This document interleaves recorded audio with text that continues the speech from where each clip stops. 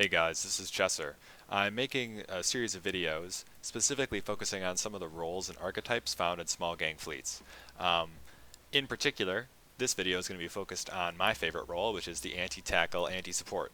I hope to make a series of these videos so that way new players and old players alike can either start skilling towards in-game or start practicing flying certain types of ships in certain types of situations and eventually learn a role that they might like or a role that they may find themselves to be best at.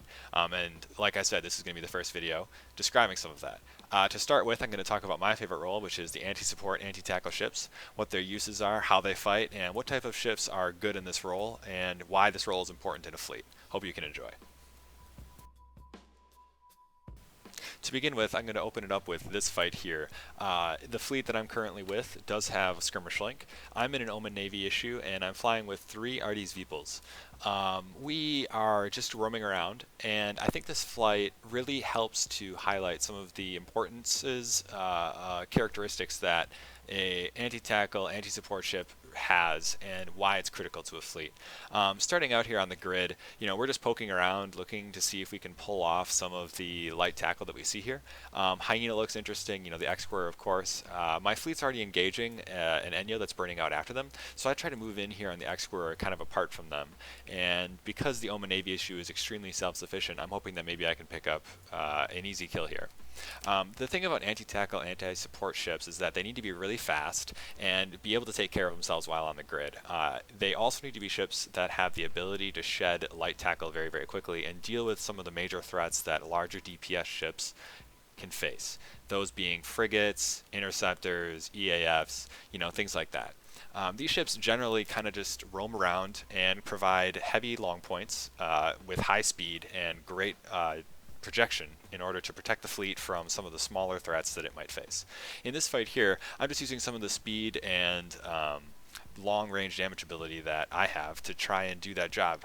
Of course, my entire fleet is actually really good at shedding light tackle, so here, we're all just kind of acting as anti-support for each other, which is great because as a local starts to fill and their gang starts to really fill up, having all this anti-tackle is really going to be critical here. Burning away here, I'm getting just absolutely covered with sensor damps and TDs, which are really annoying, but thanks to my super high speed, I'm not in any danger right now. The Atron that just died to me just click approached me, and no matter how many TDs I'm under, because it's transversal 0, I'm just going to 3-shot him. At this point, we're just seeing how much they're going to escalate, and because of the blanketing E-War, that's all being covered on me from, crucifiers, Mauluses, things like that. The 3 Svepals that I'm flying with are actually pretty free to go to work here on some of the other members of the fleet. We pick Sun as the line out, and thanks to using the links and a few nanos, Quaif booster, and just some basic speed implants, my Omen Navy is really, really fast. Thanks to this, and of course the 3 inherent high-speed 10 MNAB Svepals that I'm flying with, our ability to just kind of dance around the outside of their tackle is going to be really, really high. Right now we're just looking for things that are isolating themselves, anything that flies away from their fleet. Because of the blanket E-War that they have and some of the reps and of course the very, very dangerous Hyena, we are very, very content just to pull range here and to pick off guys that are trying to come in and get a tackle on us. The projection that the Omen Navy issue has, which is pushing around 400 heated DPS out to like 52, 53 kilometers, is very, very scary if you're flying in a small ship. Especially when you consider the super high tracking that the Omen can get because of its high speed. Trying to run one down using light tackle is almost impossible when you're flying against a good pilot. As you can see here, the gang that we're fighting is probably 30-40 man strong, so even with 10-1 odds, anti-tackle ships should be able to stay on the grid, providing good, strong anti-tackle, anti-support fire. In the situation where we have slower, larger ships that are providing heavy DPS, for example, tier 3 battle cruisers, maybe some battle, and then nano battleships, our job is just going to be to screen all of this light tackle from getting on top of them, and to just allow them to stay on the grid and stay mobile. In this situation, we're just burning away as fast as possible and just trying to, like I told you earlier, just try and keep as much range as we can for their blanket E-War. The Saber bubble going up there just a short time ago is actually a huge help to us because now, as you can see, their gang, when they try to warp in on top of us, is actually getting caught by that bubble, so that's great. They're pretty disorganized here. and are just kind of burning at us pell-mell, and they seem to be focusing pretty much on me with their E-War and of course as their primary target, which is actually really good because that allows the Sveeples to get in range and apply some of their RD DPS and volley some of the ships coming in after me. We're still burning away here. Everything is pretty comfortable. That carries had absolutely no business being within 50 kilometers of me. If you're flying an E-War ship at all, the idea is to stay at the absolute edge of your range and to just blanket E-War whatever it is that the FC is calling for. There's really no reason for you to be flying at a ship, especially a group of ships that are extremely dangerous to small ships. I am trying to stay in control space as much as I can, well, as much as the fleet will allow me to, so that way I can be applying maximum amount of DPS and have minimal tracking issues. The 3 Zweeples as well, because they're a little bit more resilient to scrams than my Omen is, they're the ones running in right now, grabbing points on things, calling the targets. In a situation like this, we are trying to have as maximum amount of the maximum amount of survivability as possible. So by keeping me in the back and just allowing me just to kind of do kind of the long range DPS that a Omen can do, it's going to help our gang kind of push their fleet back. And as you can see here, there's actually a little bit of lull in the battle where the only thing really burning at us with any intention are 2 other Zweeples. And the light tackle job is position that I hope I'm highlighting for you here, how easily 1 or 2 light tackle ships can really shed, that are properly flown, can really shed the light tackle. I really enjoy playing this position in a fleet just because it's extremely dynamic, and I think it's a lot of fun helping to support your teammates who are playing the big gun ships like the the tier 3 battle cruisers, and the battleships. As we kind of slowly burn into our gang here, into their gang, we need to start being a little careful because they're building up a pretty scary number of sniper cormorants, and the hyena plus some of the rep ships that they have, the expert is still on grid, things like that. If a scram or too many webs from the hyena were to land on some of our gang members, we're going to be losing guys almost instantly. With the amount of DPS that they really have on field, we need to be careful. The Proteus also appearing, all of these ships are pretty scary, so while we really would like to go back in a situation like this, we need to be pretty careful, and we need to respect what their gang can do. These 2 Zweeples here, again, I'm not really sure what their point is, just kind of lazily flying around on the edges of our gang, especially 30 or 40k away from an Omen. I can track them just fine, and this Zweeple here is making a huge mistake and basically flying directly at a group of 3 RD Zweeples, so what little tank he has is going to fall apart pretty quickly here. After this kill, though, the hyena warps in that you can see, and one of our Zweeples actually gets double webbed here. And this is a really critical part of the fight because we could be losing a Zweeple here, so I call for everyone to totally commit on the hyena. If we can kill it very quickly, we have a chance to save the Zweeple and get out. Thankfully, this hyena was barely moving at all, so the 3 Zweeples could track it almost perfectly, as could I. We melt him and we start burning away. However, the Zweeple that was tackled had to warp out right there just because of the damage that he was taking from the fleet. So now down as Zweeple, we need to just kind of pull range, be pretty careful of their gang, and still respect the Proteus that's still there with a long scram, and just also be aware that our DPS is pretty minimalized. The highlighted issue that I just want to bring up here, just regarding their fleet, minus some of these warp-ins now coming from the sun. This Thrasher, actually, that was a really good play, warping in from the sun direction where we were burning. Their fleet, for the most part, is pretty poorly organized. They're not burning at a target really coherently. They really don't seem to be heating their micro-warp drives or trying to, get a really, really heavy tackle. That hyena going on was actually a really great play, and the fact that he had someone double webbed for that long and that they had Logi on the field, that should have been 1 or 2 dead guys. But the ever-increasing longbow cormorant count that I had been talking about earlier is actually really going to start affecting our Zweeples. While their DPS isn't too bad in numbers, especially against other destroyer-sized targets, they can actually do quite a bit of damage, and it's going to be really difficult for the Zweeples to mitigate that damage by pulling range. So, longbow cormorants and any long-range ships like this that can actually hit the Zweeples are going to be a problem. So I'm trying to help them as much as possible. I'm trying to ignore other ships and just go for these longbow cormorants to try and kill them. I got one, and now I'm ignoring a Zweeple flying below me to try and grab this one as well, just to try and allow some of my fleet mates to have a reprieve from their oppressive DPS at extreme ranges.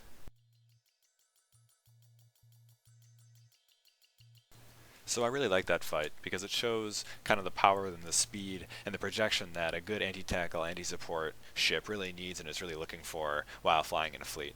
The next clip that I want to show you is, the screening that I was talking about. Flying a ship like this in a fleet situation where you're trying to cover a bigger, larger, slower ship that might have difficulty hitting the light tackle, and allowing them to stay on the grid and doing their damage. The ship that I'm flying in this clip, instead of an Omen though, is going to be a Phantasm, which is also an absolutely wonderful ship for anti-support, and I love flying it. So in this clip, I'm going to be flying a Pulse Phantasm, which is how I prefer to fly them with range rings. We initially start this fight out linked, however, we do get our links forced through the gate. Right away, the Oracle is burning away at absolutely top speed away from all this light tackle that's landing. We started out in the bubble, but are now immediately pulling range as fast as we can. The Flycatcher is first on the list just because he's a little bit slower, he's burning out towards us, and he gets drafted quickly thanks to the Oracle DPS. Next you can see some of the other light tackle coming in, and I'm actually burning into them. The Phantasm's excellent tracking along with its AB allows it to really get aggressive and burn in towards light tackle just because it's not afraid of the scram. I'm using my webs here to screen off this light tackle that's absolutely just beelining it straight ahead for our Oracle and trying to keep him as safe as possible. The Ishtar gang jumps in, and we need to pull range really, really fast and just shed all this light tackle. Long points are being placed, and we really can't warp out yet unless everyone can get their long points off. When you're playing an anti-support ship, or when you're just flying small gang in general, the only thing that you're really concerned about are webs and scrams. A long point isn't going to slow you down, and it isn't going to stop you from burning away at a super, super high speed.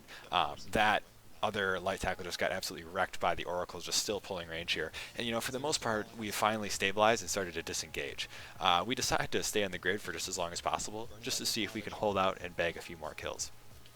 The light tackle that's burning in like this, just straight at us, is absolutely great for the Oracle and the other Phantasm and myself. Just with two Phantasms though, we're just trying to push off all this light tackle, all of these Dictors, and not give this Ishtar gang any free kills. You'll notice how when I'm flying, I always am keeping to look backwards at the Oracle. I'm trying to make sure that he's still flying away in my line, that he's still doing okay. My real intention here when I'm flying a ship like this is to make sure that the big ships that I'm trying to protect are actually being protected. Again, the Saber, the second it lands, puts up this bubble, and this bubble is going to act as a defensive bubble for us, and it's actually really, really going to be helpful in helping to separate the absolutely extreme amount of DPS that's on the field from probably over 50 Ishtars. In that meantime, though, while we're still burning away and the Ishtars are now getting caught in this bubble, we're going to pick off as many light tackle as we can and try to survive under what's going to be really, really nasty Ishtar DPS. A few of them start landing here. I eat my invuln just to see if I can stay on the grid a little bit longer, but unfortunately I'm unable to, and I have to warp off. I really like that clip, even though it's short. I think it gives a good idea of the right frame of mind that the anti-support ship needs to have while in a gang. The entire idea of protecting the big ships, screening for them, killing the light tackle. You need to be looking back at them, making sure that they're still extending, pulling range, and are on the same line that you're on. And you also need to keep the situational awareness up of swapping targets quickly, calling out long points on those light targets, and of course being ready at any time to start burning back into the gang, the enemy gang, if it looks like they're going to disengage, and getting your really, really fast heated long points on them. Before I jump into the next fight, I just want to take a minute and talk about some of the ships that can fill the anti-support and anti-tackle role really well. And I also just kind of want to highlight the idea behind having a certain number of anti-support or anti-tackle ships as kind of like the basic framework or the base of any roaming gang. Before I talk about that, I'm just going to show just some quick charts of what ships I consider really, really good. Of course, this isn't comprehensive at all, and I'm also just going to show some quick EFT files, so if you don't want to watch any of this, just please feel free to skip right ahead. For any of you that don't know, the program I'm quick using here is EFT. If you don't have it, I highly suggest you grab it. Set up here, I have just a number of what I consider to be really good anti-support, anti-tackle ships. The first one here is the Orthrus, and the Orthrus is definitely the creme de la creme of anti-support. However, it is very expensive. The fit I have here, just basic speed implants. This is basically how I would fit it, XLASB. There is, of course, some variation, some argument that can be made based on the rigs and the low slots. Low slots you can fit double BCS, double nano. You can put a damage control in there. Whatever you feel. If you do end up Not having nanos though, I definitely think polycarbions are needed. I also think the Orthrus needs a medium hydraulic bay thruster, just because if you are flying with links and you have a warp disruptor, you want your missiles to be going as far as you can point, which is very, very close to 70 kilometers. The damage it puts out is extreme, almost 600 DPS out to 72k, and of course that damage is applied to basically everything. I like flying it with Synth Crash Booster, just helps out if you're flying against linked inties, stuff like that, but I cannot recommend the Orthrus enough. The only real bad part about it is, of course, the very, very high price tag. Shadow Serpentis Warp Scrambler, I think, is a must on it, just because you want to take advantage of that really, really nice scram. That's pushing close to 19k unlinked, and that right there is just an absolutely huge tool for screening and for shielding some of the other members of your gang from really, really fast light tackle. Second ship I have here is the Scythe Leader issue. It can do pretty much 80% of what the Orthrus can for much, much less cost. The Scythe Fleet issue is extremely variable as far as its mid-slots and how its low slots are laid out. The only thing that I think it really needs are the medium hydraulic thrusters Tech 2. Scythe Fleet mid-slots can be triple LSE, you can go double web, you can go single web, cap booster, it really kind of depends on your gang, your flying style, and of course where you're flying in space. If you're expecting to burn a really, really far away, definitely consider putting on that cap booster. Scythe Fleet issue has absolutely horrible cap, and you need to be able to pulse your MWD. But that being said, the speed on this thing is absolutely insane. Unlinked, unsnaked, 3k a second plus is phenomenal with a 4-second align. It's gross with NWD on. The low slots too are highly variable. I prefer to fly my ships double nano, as you know, but you can definitely fit damage control in there, or some other mods that you might find to be more useful than what I have. Double nano leaves you with very, very little buffer outside of your shields, so need to be aware of that. But I cannot recommend the ship enough. It does the job very well. DPS is close to 400, and just because of its speed and versatility, I think that no gang should really turn down a Scythe Fleet issue flown by a good pilot. Next fit I have here is the last of the RLML ships, and that's the Caracal. Caracal, really cheap, really great, especially for newer players. The fit that I have with just the basic speed implants and some synth crash booster, 2200 ms unlinked, unsnaked, is nothing to scoff at. Caracal doesn't need the hydraulic bay thrusters of the other two because it has a nice velocity bonus, pushing its missiles out to 63 plus, really good there. As far as the mid-slots are concerned, I really think the Caracal needs a small cap booster.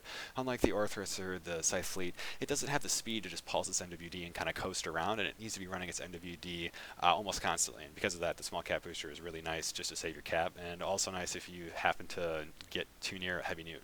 As far as the low slots are concerned, definitely you can have some variation there. Double nano, double ballistic control unit, or you can go triple ballistic control unit with the damage control. There is totally an argument for that, and it really just kind of depends again on your fleet, your fleet, and of course your fighting style and where you're going to be flying in space. But as far as its cost and ease to get into from an SP perspective, a proper kiting Caracal is going to be a great addition as far as anti-support and anti-tackle to any fleet. Next ship I have here is the Omen Navy issue. This is the fit that I was flying in the videos that I was showing you earlier. It's very, very similar to the Corvrix fit. However, there are just a few key differences. The first is the double nano and the lows, which makes it a lot less tankier, but also much, much faster. And then instead of the damage control like Corvrix normally has, I'm running a nano, and then in the rig slots I'm running another locus instead of the auxiliary ancillary that he has to just make his armor reps that much stronger. Otherwise, as far as those two changes, I don't think the Omen really has any other variations that I'm happy with. I think it's definitely a kiting boat. It's a great turret kiter. It's got speed, agility, and damage. Just to quickly wrap things up here, I'm just going to show you guys one or two more fights, and then probably just a quick thank you and a quick recap at the end, and then we'll call it a night. I hope you guys enjoyed the video so far, and hope you can enjoy these last few fights. So this video has me and my small gang jumping into a rather large gang that has quite scary composition. We're linked, they're linked, so it's going to be a pretty interesting fight. For me, right away, as the anti-support ship, my biggest concern is just looking for small light things that I can kill. Right away, the carries is going to be primary on my list just because it's going to be a huge issue to some of the members of our fleet. As soon as the order to go is given, I start uncloaking and burning right away at my initial target. The goal when you're just jumping into a gang like this is to starburst and then to start all collecting yourselves, the gang, and getting on a line that you've already chosen. So while we were just sitting there, we were kind of talking about what the plan was. I get right on top of the carries right here, and I'm not really sure why the carries was so close to the gate, but being that close is going to spell his doom pretty quickly. I kill the carries probably within the first 5-10 seconds of the fight, and that's going to allow us to take the E-War control because we actually have a carries of our own. That carries is damping the Ashamu, which allowed our gang to start the starburst and to burn out, and as you can see now, because of the caliber of pilots that I'm flying with, they're all already lined up doing damage, and they're in the positions they need to in order to be effective in the fleet. Again, as the anti-support ship, my job is to be close to the enemy gang. I'm going to be there to provide the long points, screen any light tackle that may jump through the gate or may suddenly warp into the bubble, and I'm there, basically acting as the as the middleman. There's another Omen Navy flying with me. Again, really good pilot, really up close with me, and we have our high DPS, maybe slower ships in the back. I know we had a Rail Vigilant, and I also believe we had a Gila flying with us. So both of those ships aren't the fastest, so they're kind of hanging back while the two Omen Navies stay close with their high speed and high agility in order to get the points and to help screen for some of those slower tracking, slower moving ships. In this fight, we called the Vexor primary just because, T1 ship, he's going to have a lighter tank. This Deimos is burning out into us, and he's definitely armor tanked based on his speed. Doesn't really have a hope of catching me or the other Nomen, so we fly alongside him, just trying to apply as much DPS as possible while he tries to burn into our gang. His fleet mates really don't seem to have any coercive plan because they're all sitting back on the gate at 0, and in fact some of them are jumping out. So this Deimos essentially just donated himself to us by flying a good 80-90k off the gate. His gang isn't following him. He doesn't have any situational awareness and isn't at all aware that his gang isn't following him, so he's basically just burning out into a fleet of 5 or 6 guys, and is going to die in pretty short order here. He gets scrammed and is now just tanking really nice off of his double rep, as well as the armor link and the skirmish link, I'm sure, is helping him a little bit here too. But again, as I've talked about in my videos before, this is kind of the inevitable end to a lot of brawling ships. With a blaster Deimos, if he gets caught or is scrammed from outside of his range, there's really nothing he can do except sit there and eventually break down to a gang that has some pretty nice DPS. Now, the second he dies, I immediately am overheating my MWD, burning back into the gang. I'm looking to get a long point, I'm looking to get kills, because as far as I'm concerned, this gang is poorly organized, poorly flown, and I'm looking in here to get points, to get, to basically get anything I can. Sadly, they start jumping out, and while we do catch a few ships on the other side, thanks to some great teamwork, basically my job as the anti-support ship is over. I start revving right away, and my job done. It was a good fight, it was a nice burnout, and it was just really nice flying. This last clip here is just me flying in a Scythe fleet. I am just going to be talking over it, kind of throwing out some thank yous to some of the pilots that let me fly with them, and of course that are chilling with me, and we just kind of get a running gang going together. Always a great time flying with you guys, and I could not have made this video without them. So, like I was saying earlier, the anti-support ship in general is a great solo ship, and it's a great really small gang ship. I mean really small gang, I'm talking 2 to 3 guys. You look really engageable, and the kind of core base of any fleet that I fly in or that I'm thinking about flying is the anti-support ships. If there's no one to fly the anti-support ships, then having tackle like interceptors, having big DPS ships like battleships are really pointless, because you're extremely inflexible in what you can engage, and you're even also really inflexible of what you're comfortable with if something were suddenly to surprise you. So if I only have 2 or 3 guys, we might all head out in a Scythe fleet, Omen Navy, and then maybe another Omen Navy, or a Confessor and 2 Omen Navies, 3 Orthruses, something like that. If I'm really comfortable with the guys and I'm not flying anywhere near Brave space where they bring just an absolute tidal wave of light tackle, I might be okay flying 1 anti-support ship to a damage ship. Ideally, if the damage ship has a little bit of utility, like a Typhoon or a Tornado, something like that, a Macarial. Those ships can, function okay with a single anti-support ship, but generally, when you're flying solo small gang, building your base of your fleet with anti-support ships, a strong anti-support, is going to allow you to then, add in the other pieces to a really dynamic and effective gang. So like, a Scythe fleet, a Caracal, and an Omen Navy, and then if you throw in, like an Oracle or a Macarial, obviously Macarial may be out of the budget range of some people, but an Oracle or a Tornado with 1 or 2 interceptors, that gang is really, really strong. It's really well rounded, and it's scary, and the engageability and the engagement profile of that gang, is really, really strong. That's kind of what I was talking about earlier when I was mentioning, like the base or the core of, small gang, super small gang roaming, and how to kind of decide what roles are important and imperative in a fleet.